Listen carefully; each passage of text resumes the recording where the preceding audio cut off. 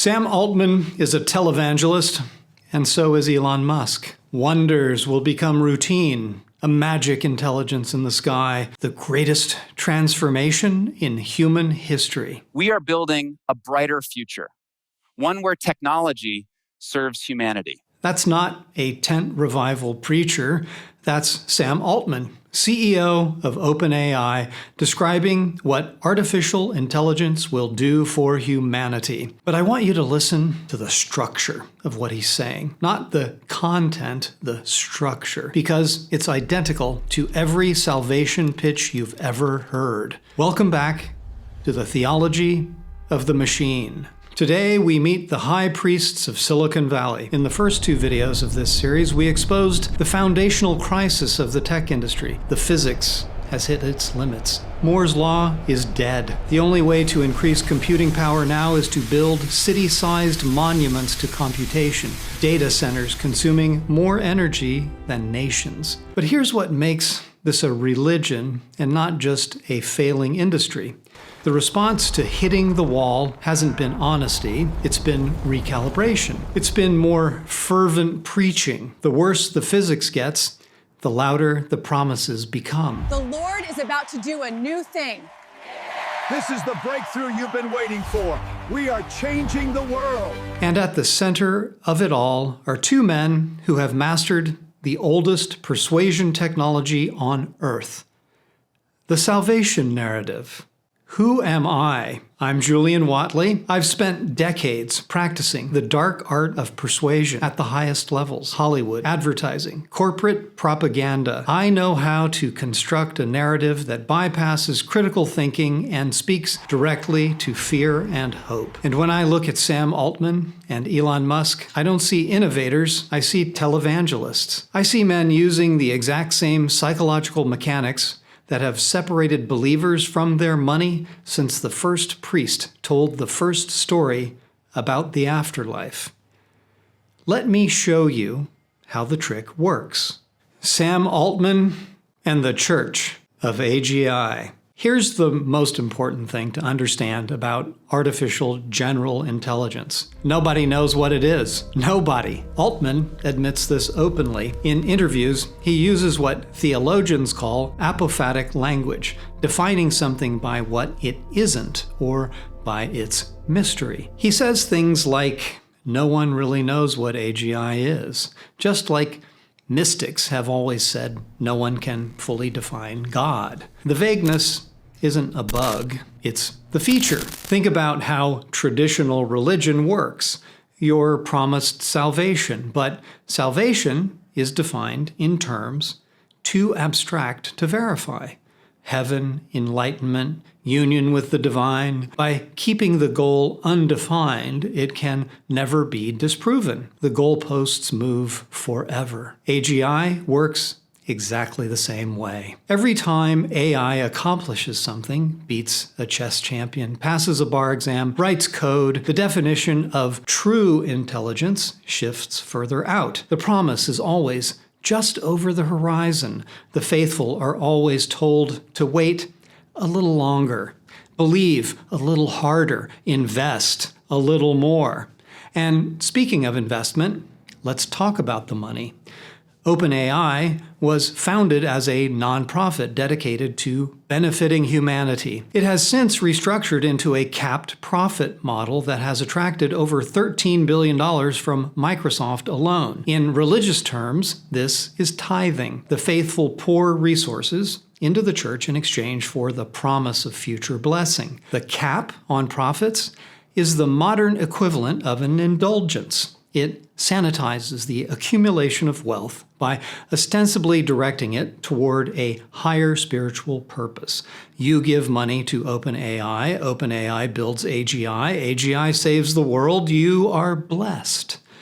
The structure is identical to prosperity gospel. Send money to the church brings about God's kingdom, you receive abundance in return.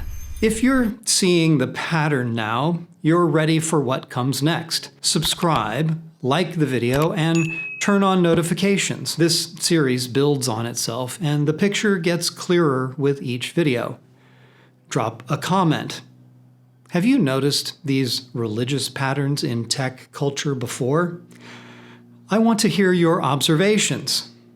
Now, let's talk about the other prophet, Elon Musk and the Gospel of Exodus. If Altman is the gentle high priest, calm, measured, building the kingdom of earth on heaven, then Musk is the Old Testament prophet, volatile, warning of doom, demanding exodus. Musk's theology is fundamentally Gnostic. In ancient Gnosticism, the material world is fallen, corrupt, a prison for the spirit. Salvation means escape, transcending the physical realm to reach a higher plane. Musk looks at Earth and sees a doomed world. Global warming, population collapse, AI apocalypse. His solution isn't to fix it, it's to leave. Mars colonization is Exodus mythology repackaged. Earth is Egypt, enslaved, degraded. Mars is the promised land, harsh but pure, waiting for the chosen people to transform it. And like the biblical Exodus, only some will make the journey. Those who can afford the ticket, those selected by the prophet. The rest will be left behind in the tribulation. Here's what the Mars salvation pitch leaves out. Mars has no magnetic field. Cosmic radiation bombards the surface constantly. The atmosphere is 95% carbon dioxide. Surface pressure is less than 1% of Earth's. The soil is toxic with perchlorates. The warmest days are colder than a Siberian gulag.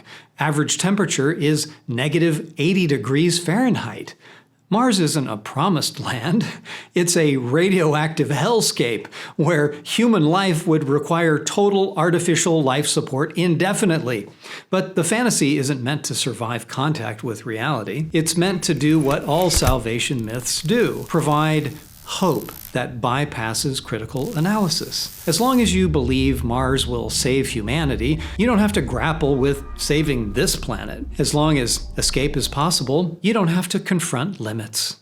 The duel of the prophets. Here's what's remarkable. Altman and Musk appear to be rivals. Musk funded OpenAI, then left acrimoniously.